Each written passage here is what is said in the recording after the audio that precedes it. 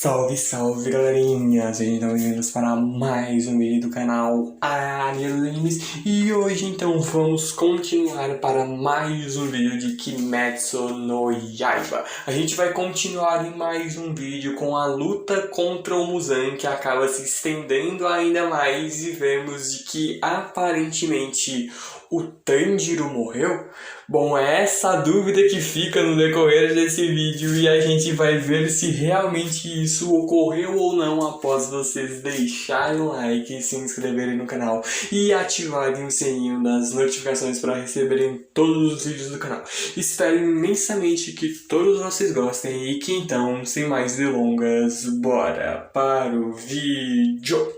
Bom, após a destruição basicamente do Castelo do Infinito, nós vemos de que o Tanjiro e os demais caçadores de Oni, juntamente do Muzan, acabam sendo levados ali para o lado de fora. Só que isso é muito ruim pelo simples fato de que eles acabaram levando o Muzan para a superfície. Mas o lugar é no meio de uma cidade e é muito mais longe de onde eles pensaram que eles iriam estar. O próprio Oyakata já mesmo vê de que foi ali um poderoso cabo de guerra entre o Muzan e o Yushiro, mas o simples fato de terem levado ele até a superfície é maravilhoso, por conta de que o Muzan está em desvantagem por causa de logo o sol irá nascer. Mas quando é esse logo? Bom, daqui 1h30, e isso sem sombra de dúvidas é um tempo gigantescamente grande. A gente mesmo vê de que os corvos mensageiros começam a avisar a todos os caçadores de Oni que eles ainda têm 1h30, uma longa batalha pela frente para tentarem segurar o Muzan até o sol nascer. A gente vê de que enquanto isso a Mitsuri, o Obanai e o Gyu estão ali vivos, mesmo estando um tanto quanto machucados, enquanto o Tanjiro, com um dos seus olhos ainda machucado, tentando cheirar ao máximo tudo ao seu redor para encontrar o Muzan. O Muzan que surge ali num estado completamente ensandecido no meio de vários escombros, com vários chicotes ali feitos de carne, osso e sangue saindo das suas costas, vendo então de que os caçadores de Oni planejam de manter até o amanhecer. Só que a gente mesmo vê de que antes ele tente reagir a qualquer coisa e partir para cima dos caçadores de Oni, vemos que quem decide fazer o primeiro dos movimentos são os próprios Hashiras.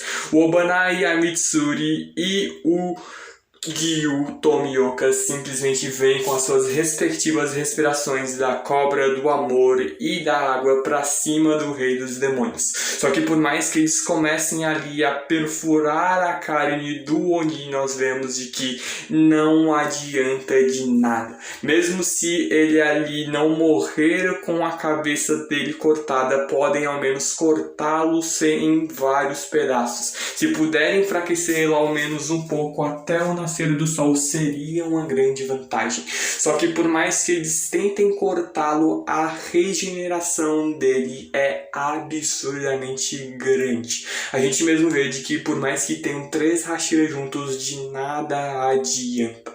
O próprio Muzan se regenera no momento em que é cortado. Ele não vai morrer se cortarem a sua cabeça, e ele também se regenera tão rápido que é impossível cortá-lo em pedaços bem menores.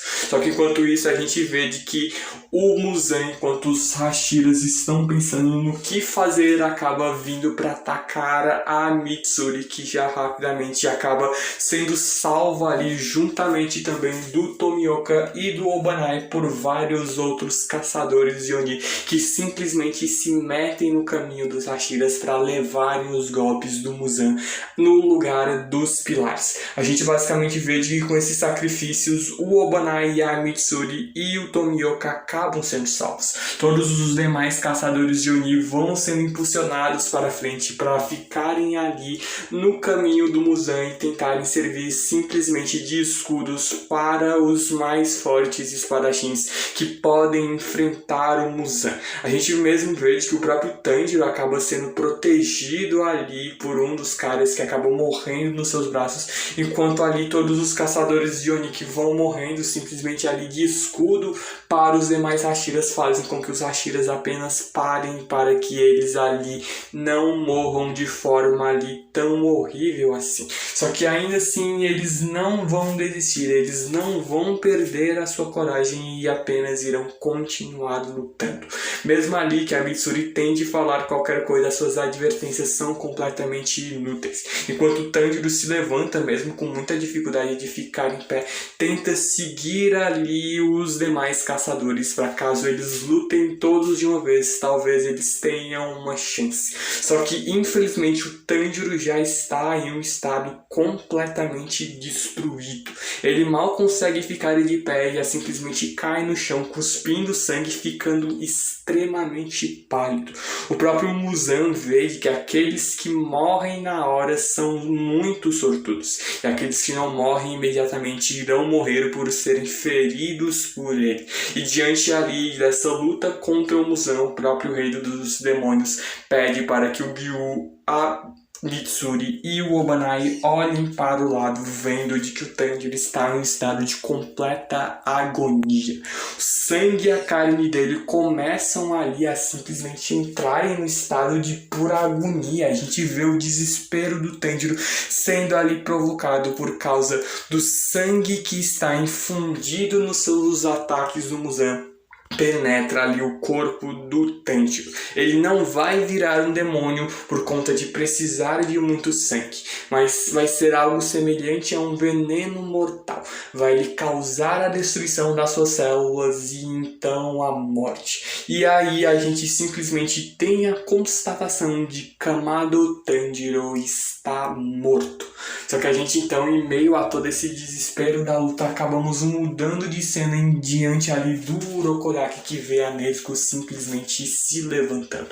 O próprio Urokodaki tenta questionar a Nezuko o que aconteceu, só que diante ali da presença dele e também do pai do Rengoku e do agora aposentado Uzui, a Nezuko simplesmente começa a correr e fugir de todo mundo.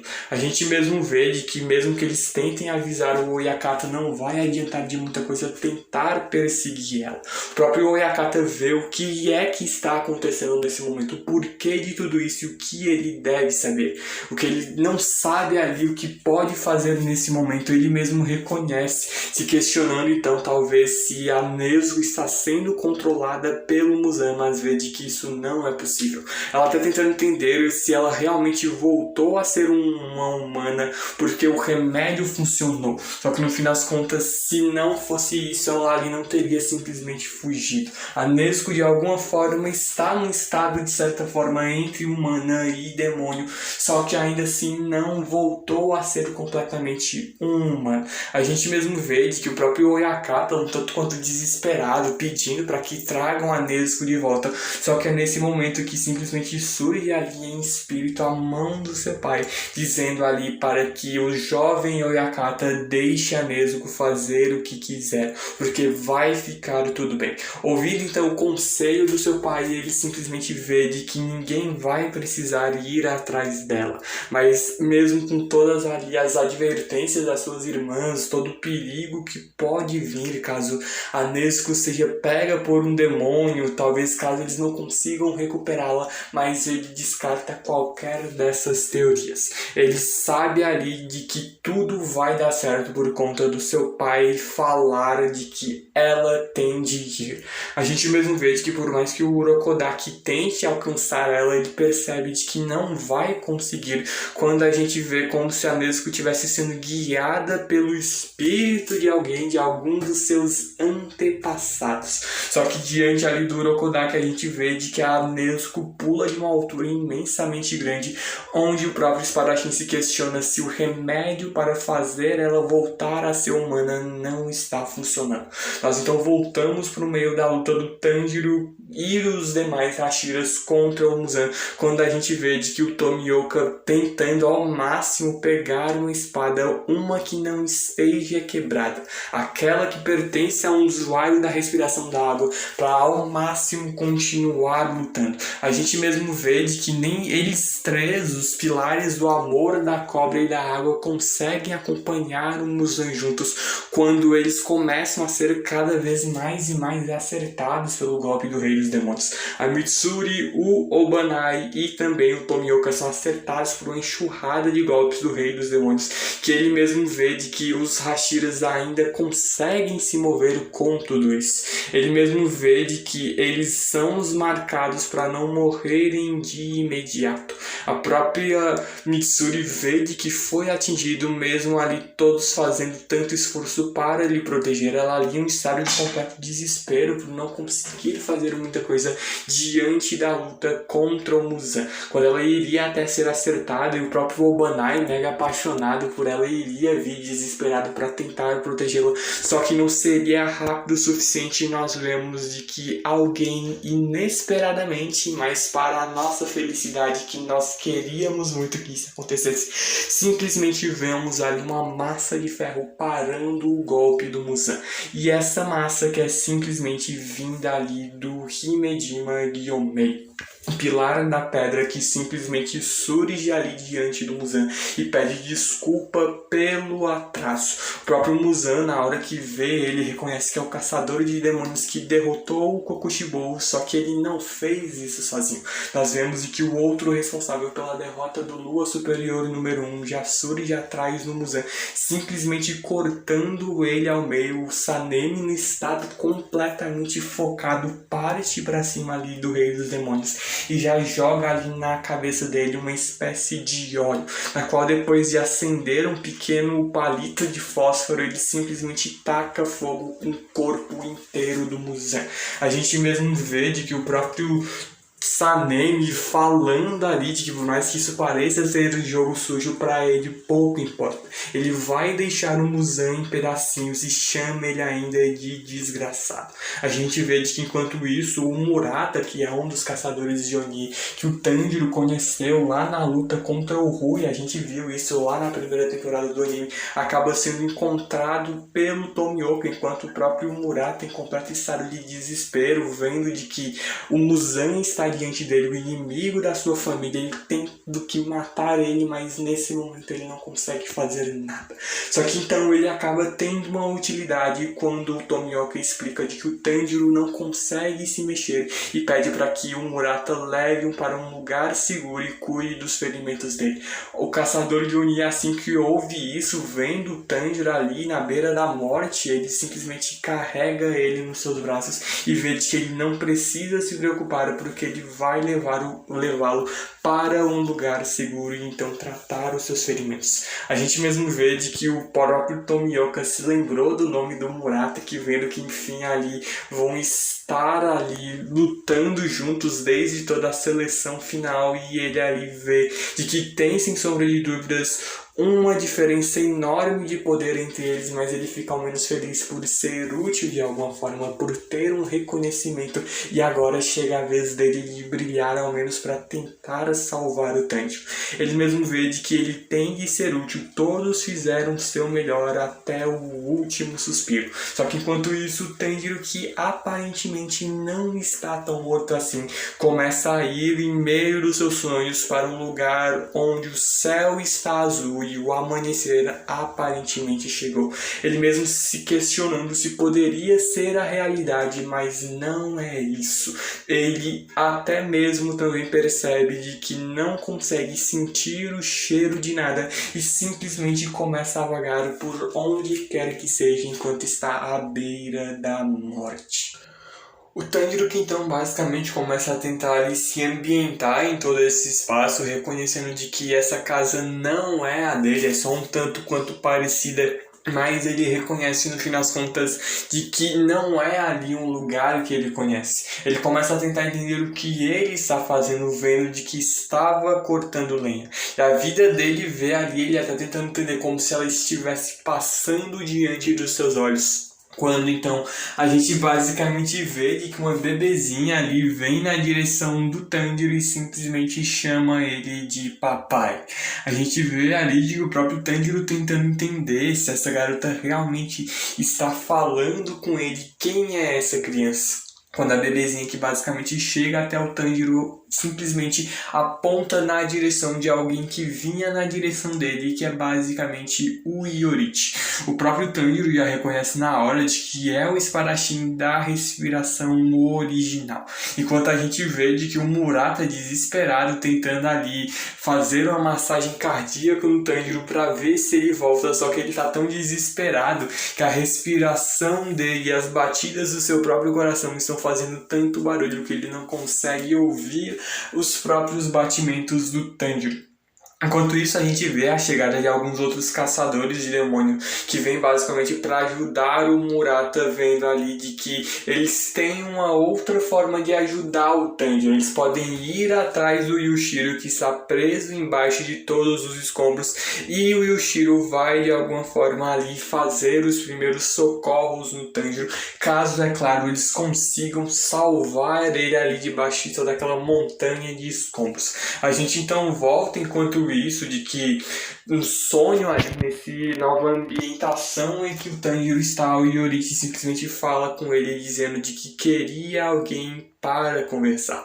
Depois de passar um tempo pensando, o que apareceu na sua mente foi o rosto dele e o da Suyako.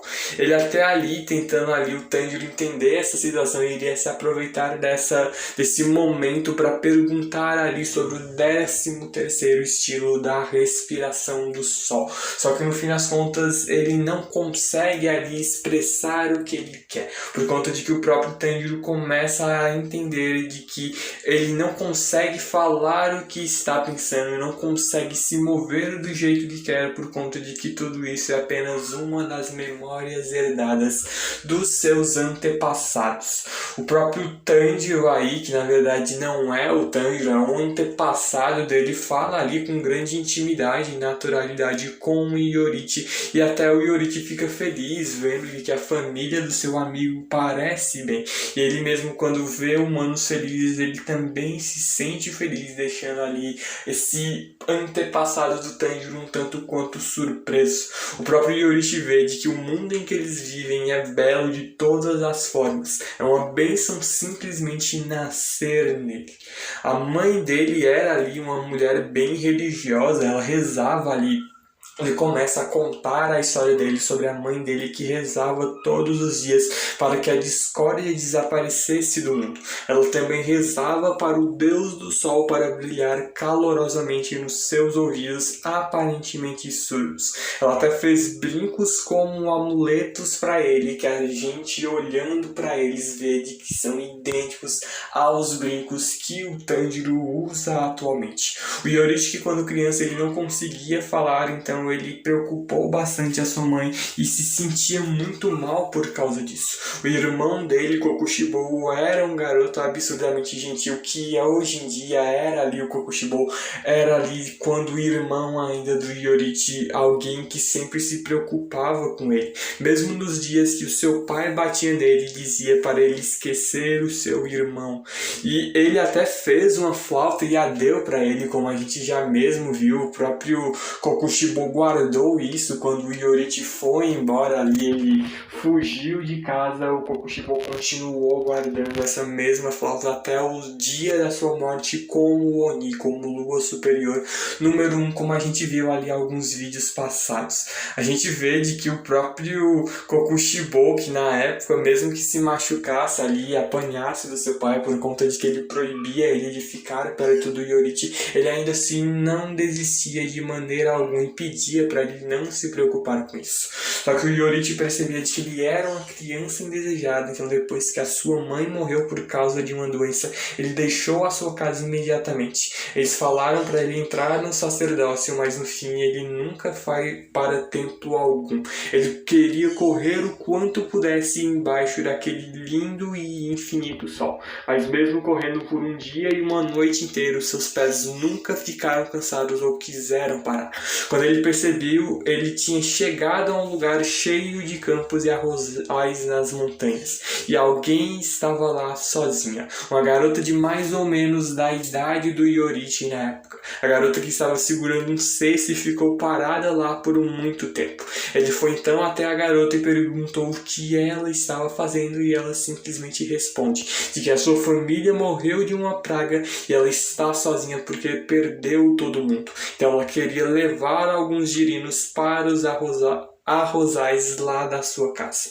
Depois de dizer isso, a garota simplesmente não se moveu mais, mas quando o sol começou a se pôr, a garota colocou todos os girinos no cesto de volta ali no arrozal. O próprio Iorite ali se questionando por que ela não vai levá-los para a sua casa, quando ela simplesmente responde dizendo de que se sente mal por separar eles da sua família. Então o próprio Iorite vem ali na grande inocência, questiona que tal ele então ir para casa com ela. E ela ali, quando olha para ele, ela até chorando, ele via que os olhos dela eram como obsidiana. O nome da garota era Uta, e foi assim que ele e a Uta começaram a morar juntos. A Uta, que era uma garota que falava sem parar, mas graças a ela, o Iorite aprendeu que as pessoas viam as coisas de forma diferente da forma como ele via. Ela disse que nunca ouviu falar de alguém que conseguia ver através do corpo de criaturas vivas. Naquele momento ele entendeu o motivo de se sentir meio afastado das outras pessoas. A Uta segurava as mãos dele como se fosse uma pipa e tinha ali ela como um grande cuidado. Ela sempre segurava o mais firme possível para ficar bem pertinho dele. 10 anos se passaram e eles acabaram se casando. Quando a outra estava no último mês de gravidez, ele foi buscar uma parteira para que pudessem se preparar para o parto. Ele planejava voltar antes do sol se pôr, mas no caminho ele encontrou o Senhor tentando passar por 3 montanhas. O coração do velhinho não estava bem e ele até estava com um pouco de pressa porque o filho dele estava à beira da morte por causa de um ferimento de batalha. O Iorite simplesmente decidiu ali acompanhar esse velho até onde o seu filho estava. Ele decidiu esperar até o outro dia para buscar a parteira. Ele chegou em casa o mais rápido que pôde, mas o sol já tinha se posto. E quando ele chegou em casa, ele se deparou com a terrível visão de que Uta tinha sido morta junto com seu filho, o filho ali dela e do Iorite ainda na barriga. O próprio Iorite continua falando de que mesmo que algo, por mais precioso que seja para a sua vida, outras pessoas podem facilmente pisotear em cima disso. Ele passou 10 dias em um estado de entorpecimento, abraçando os corpos da sua filha e o do seu filho, até que um espadachim que estava perseguindo o demônio disse que eles mereciam um enterro decente em respeito às suas almas. O sonho do Iorite era viver uma vida tranquila com a sua família. Uma casa pequena já era o suficiente, ele queria dormir lado a lado com eles. Uma distância onde ele poderia ver o rosto das pessoas que ele mais amava. Uma distância onde ele poderia facilmente pegar as suas mãos. Isso já teria sido o suficiente para ele, mas nem isso se tornaria realidade, porque demônios existiam nesse belo mundo que o Iorite via ali como sendo algo majestoso. Ele se tornou um caçador de demônios e aparentemente essas pessoas têm caçado demônios desde a antiguidade. Ninguém conseguiu usar as respirações, então ele ensinou aos outros como elas funcionavam. Os espadachins, que se chamavam agora de pilares, já eram excelentes. E quando eles usaram as respirações junto com as espadas e os estilos de fogo, vento, água, trovão e pedra, o poder deles rapidamente aumentou. Os caçadores de demônios começaram a derrotar os demônios com uma força incrível. Até o seu próprio irmão se juntou aos caçadores de demônios e os ajudou depois que os seus subordinados acabaram sendo mortos. E logo depois, não muito tempo passado, ele encontrou o progenitor dos demônios. E no momento em que ele o encontrou, ele entendeu que nasceu nesse mundo para derrotar esse homem. O próprio Muzan, diante do Yorite, simplesmente dizia de que não estava mais interessado em espadachins que usavam as respirações. Depois de dizer isso, o homem atacou com os braços na direção do Yorite. O próprio espadachim reconheceu de que ele era assustadoramente rápido e o alcance dele era enorme. Enquanto ele desviava dos ataques, podia escutar claramente os bambus sendo cortados bem atrás dele. Ele sentiu que mesmo um único arranhão em seu corpo poderia lhe matar. E pela primeira vez na vida ele sentiu um arrepio na sua espinha. Só que foi nesse momento que ele observou, ao olhar o mundo transparente, de que o homem cujo nós temos ali conhecido como Kibutsuji Muzan tinha 7 corações e 5 cérebros. E naquele momento ele aperfeiçoou o estilo da sua técnica e veio ali com um corte avassalador, fazendo o Muzan em pedacinhos. O próprio Tanjiro ali se questionando se o estilo aperfeiçoado seria o 13º da respiração do sol, querendo então que o Yorite conte-lhe mais. Depois que o homem parecia confuso pelo fato de não estar conseguindo se regenerar, ele estava segurando a sua cabeça decepada para que ela não caísse no chão. Só que ainda assim ela não estava se reconectando. Ele percebeu que a sua espada vermelha funcionaria instantaneamente até mesmo no ancestral dos demônios. Mas ele queria muito perguntar a Muzan uma coisa: o que ele acha que a vida é? Só que o homem simplesmente não respondeu e só olhou para ele. Talvez por causa da raiva, o rosto dele tinha ficado de uma cor vermelha escura. Ele imaginou que as suas palavras não chegaram até ele. Foi então que ele olhou para a demônio que estava com ele. Ela nem tentou salvá-lo. Os olhos dela estavam completamente arregalados e entusiasmados. Ela olhava para o homem com a cabeça decepada e estranhamente ele via um brilho de esperança naqueles olhos e por conta disso decidiu acabar primeiro com o homem antes da mulher. Mulher essa que nós sabíamos agora que era a Tamayo, que infelizmente morreu ali nas mãos do próprio Muzan. Mas quando o Yorite deu mais um passo na direção do Muzan, ele ouviu o som de dentes se rangendo e logo após o corpo do demônio explodiu com grande força. De 1.800 pedaços de carne na qual ele se dividiu, o Yorite conseguiu apenas cortar um pouco mais de 1.500. Porém, os pedaços de carne que sobraram eram muito pequenos e ele suspeitava que era o suficiente para eles se recombinarem em uma bola do tamanho de uma cabeça humana. Enquanto ele estava parado lá, ele ouviu a garota em prantos como se estivesse berrando.